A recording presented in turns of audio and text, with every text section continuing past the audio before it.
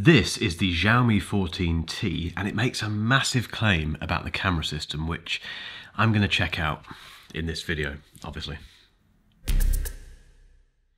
So this is my first ever review of a Xiaomi phone, and the reason it's taken this long to get them in front of you is because we have to do a lot of work behind the scenes to get onto the seeding list for these review units, and the good news is we've done that work and we're on it. And that means I can show you the 14T on launch day, which is fantastic. The only slight challenge is that we got this so early that at the time of filming, I don't know the price. We're waiting for the price of this to come through. I'm going to a launch event in Berlin tomorrow where that's going to be revealed basically. So when that's revealed, we'll put a pinned comment just down below. However, we know that this is a mid-range phone. It's not a flagship. It's not going to cost 1,500 quid, or it's not going to be iPhone 16 Pro Max money, basically. It's going to be mid-range and very, very tempting. And that's a very good thing because this phone has some very impressive stuff built into it. And in particular, that name there, Leica.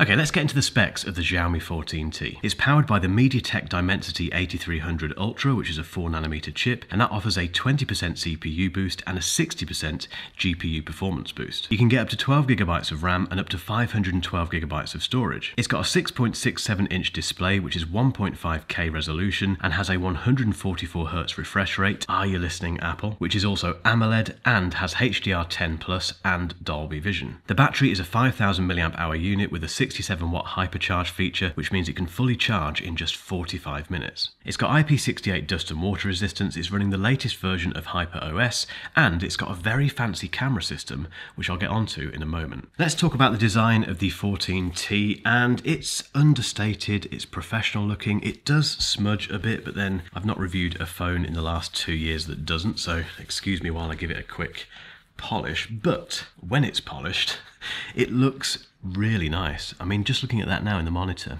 it's professional. It's a bit utilitarian possibly, but I don't know, I'm a fan of it. I like the fact that it looks purposeful and everything is drawn towards this camera bump here, and it's not much of a bump actually either. It's very, very, very slight. It's just an understated phone, and there's nothing wrong with that. I don't know what more smartphone manufacturers can do. They've got two options these days: either go understated and fairly, professional looking like this, or go really kind of garish and have a massive fancy camera bump and, crazy colours and all that sort of stuff. I think Xiaomi have just kind of played it pretty safe with this, but kept it looking, I keep saying professional, but there's nothing wrong with that at all. This is the Titan blue colour, but you can get Titan black, Titan grey and lemon green as well, which sounds interesting. But it feels good in the hand as well.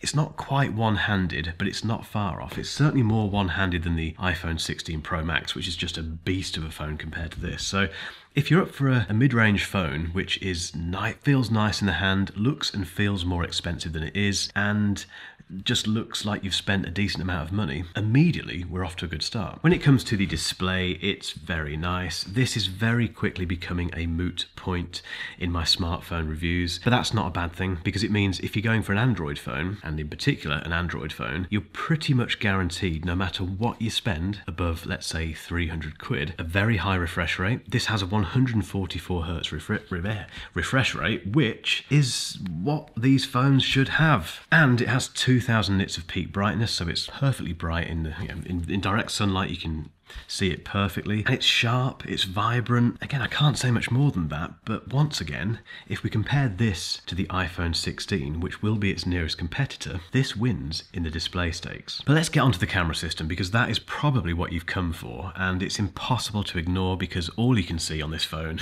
whenever you look at the back of it, is Leica. I'd guess that you've probably heard the name Leica. You may know it very well, or you may just be aware of it. If you're just aware of it and you're not sure what it is or who they are, it's basically a German camera company, which kind of explains why I think I'm going to Berlin tomorrow for the launch of this. But I digress. A German camera company, I had to look this up, but they were founded in 1869, which is a long time ago, which means basically they know what they're doing. And Leica cameras are really expensive. And as I say, they're very highly regarded. So if you put Leica on the back of your phone, the camera system has to be really really good. However, the challenge with this, as I always say, is that this is the most subjective part of any smartphone review. So the images that I'm showing you now, you may love, you may just be indifferent about, you may not like at all. I think they're really good. I think the quality of the images that come out of the 14T are befitting of that tie-in with Leica. I think they look fantastic. I'll talk a bit more about the different modes in a second, but as always, I want to get your opinion on these because I find it fascinating how people react to smartphone photography. So let me know in the comments now what you think about these images. Some of these were taken in my hometown of Leamington. Some of them were taken in Berlin, so we will put these in after I've been, if that makes sense, of kind of time traveling. And also some were taken at Heathrow Airport. And well, let me know what you think.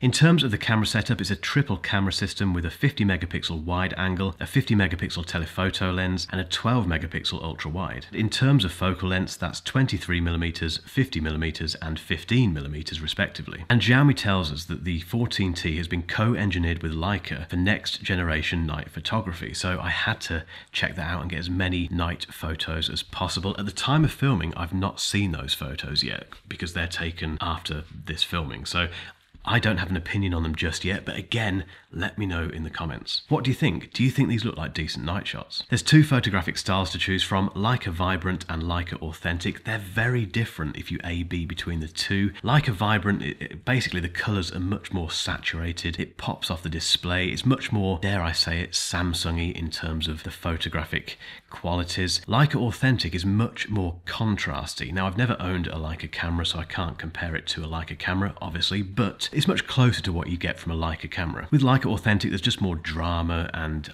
it's my favourite, to be honest. I'm a fan of drama-filled photos, even if that means that the colours are a little bit less saturated. For me, it just works. I think there's three things that you need from a smartphone camera system. The first thing is a fast shutter speed, and in this scene here with all these ducks and swans in this Leamington lake, it was very busy. These things were moving around very quickly, and the 14T did a very good job of capturing them pretty much pin sharp. There were a few misses, as you would expect, but it did a pretty good job overall. The second thing is no faffing with settings, and going back to those two photographic styles, I think you'll pick one of those, either Leica Vibrant or Leica Authentic, and just stick with them. However, if you do want to faff around with settings, there is a proper pro mode where you can change everything that you might want to in terms of shutter speed, aperture, and all that sort of stuff. And the third thing that I think is very important is a reliable night mode, and that's the one thing I can't fully comment on while I'm speaking now because I haven't seen it, but I will make some notes in the comments once we've done the shots in Berlin and at Heathrow Airport. I think that's what really matters with smartphone photography, and the 14T appears to be punching above its weight with this. But again, guys, let me know what you think in the comments. When it comes to video, there's three modes. The first one is the standard video mode, which shoots up to 4K at 30 frames per second. Then we have the movie mode, which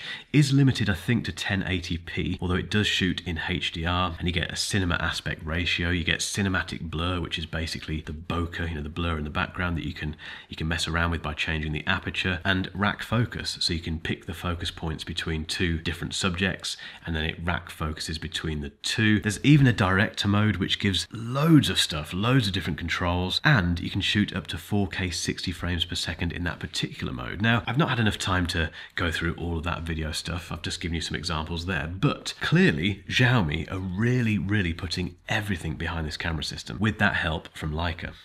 Okay, performance, and I'm going to sound like a broken record with this, but it's just like the display side of things in that every phone I've tested over the last 2 years has felt the same. They've all felt really good. They've all felt very smooth to use, and there's no lag, there's no crashing. They're phones that basically you can't really buy a bad phone these days when it comes to performance. They all do an incredibly good job, almost regardless of price, and the Xiaomi 14T is exactly the same. I think a lot of this comes down to HyperOS, which is Xiaomi's dusting of Android 14, and it looks great. It looks like Android. It's obviously Xiaomi's fettling of it, but it feels great. And that screen, the 144 Hz refresh rate, makes this feel, ironically, a bit quicker than the iPhone 16. It just does, because there's no weird kind of, jaggedy thing going on when you swipe between screens and stuff. But performance-wise, it's great. And if you've just found this channel, I don't do benchmarks, I don't game on my phones. I just use them very normally. So I you know, for messaging people, for emailing people, for doom scrolling on social media, email. Have I said email already? I have, haven't I? I just do very normal things with my phones. And since I've been using this, I've not thought, ooh, it's a bit sluggish. It's just great. They are such good phones these days. And the MediaTek Dimensity 8300 Ultra, okay, it's a 4nm chip. It's not a 3nm chip. Who cares? It just works incredibly well and it feels flagship-like. Although I am getting to the point now where I can't really say that because it's just standard smartphone performance these days. And the battery life is fantastic as well. You'll get 2 days out of this with fairly moderate use. Basically, it won't run out of charge by the end of the day because it absolutely shouldn't. It's a really premium feeling phone. And yes, obviously it has AI capabilities, so we have things like AI Eraser Pro in photos where you can remove people from photos if you want to and remove objects, etc. It's got AI image expansion, AI portrait, circle to search from Google and Google Gemini built in, which is fantastic news. I've not tried many of these AI features because I've not really had the time to, and they're becoming again standard. You know, if you buy a phone these days, it should have AI stuff built into it, and thankfully the 14T does. And this leads to my conclusion about the Xiaomi 14T.